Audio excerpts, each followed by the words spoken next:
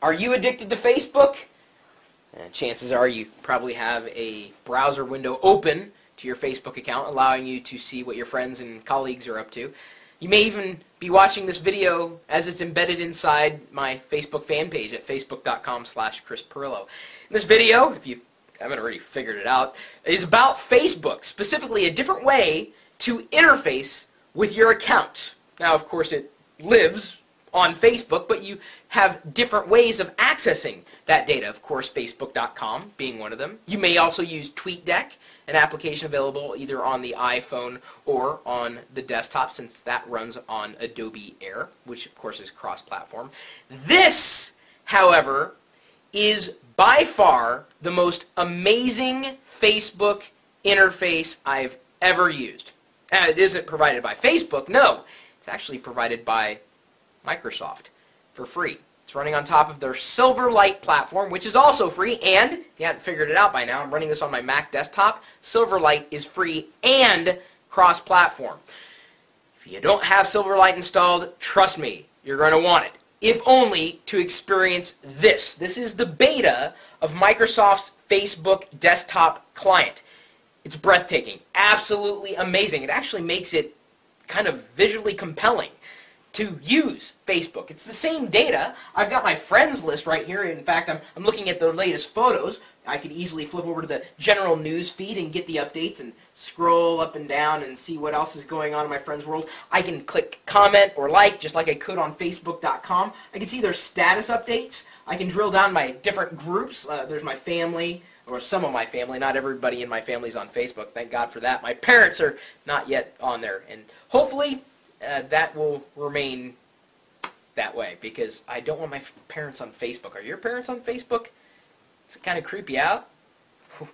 Are your kids on Facebook? Is that even creepier? Anyway, so I have a very visual experience. It's not visual enough for you? Okay, you're seeing these little photo thumbnails on the side? Yeah, that's because it's my photos feed. All the photos from my friends, you know, connected to me on Facebook, show up here, or at least the latest photos in this grid. And of course, I can hover over any one of them and get information. So there's Clintus. I can click his username. It pulls up that photo. And of course, I can drill down even further. I can even leave a comment for it and see his profile, his latest videos, photos, status updates, seeing all the people that he's following or that following him. Trust me, dude, this is just amazing. Okay, so let's go back home. There's the photos feed. I'm going to flip back to a grid view, which shows me little boxes instead of just the traditional like long list and you scroll up and down. Now I have boxes that I can flip back and forth and scroll back and forth between. So this is just another way of experiencing Facebook, and it's beautiful.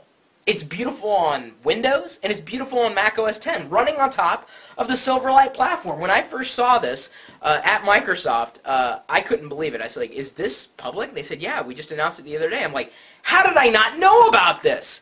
If you're on Facebook, you want to give this a shot. Of course, I could navigate by going back to people and scrolling through and seeing the profiles as I have connected to them on Facebook, just in a different way. That's all. Same data, just get to it in a different capacity. And it's free! More information at silverlight.net.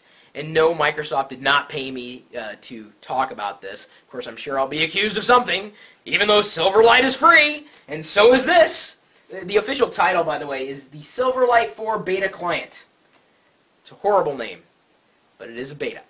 And hopefully they will see it through, because this is quite a dynamic way of experiencing Facebook. I can also access my inbox, so I can send messages or receive messages that are sitting in my inbox. It's the same account if you're not familiar with using clients. Kind of like what they do with Twitter. All these Twitter clients out there. Facebook, same thing. It's just a lot of people use the web for Facebook. I just pulled up the events feed so I could show you that too. And of course, I'm sure more features will come, especially if the community embraces it. And, like I said, if you are addicted to Facebook, I think you're also going to come quickly addicted to this, a different way of experiencing the same Facebook experience. My email address, chris@pirillo.com. You can follow me on Twitter, twitter.com/Chris Pirillo, or my Facebook fan page. Chris Pirillo is the username over there, too. Facebook.com/Chris Pirillo. Oh, and then I've also got, you know, the community of tech enthusiasts, geeks.pirillo.com. I also have a Google Buzz profile now. Well, I've had a Google profile, but it's been useless up until recently when Google announced their Twitter-like or Facebook-like service. And you can find that at pleasebuzz.me/Chris Pirillo. Pleasebuzz.me/Chris Pirillo. Try that link. Try that for yourself, too. All you need to do is add your Google profile URL to the end of pleasebuzz.me/your username, and then it'll send people to your Google profile. Neat, huh? Got a little tip in there. And then, of course, I've got a live video feed, typically talking tech with the chat room, 24 hours a day, 7 days a week at live.pirillo.com. We'll see you later.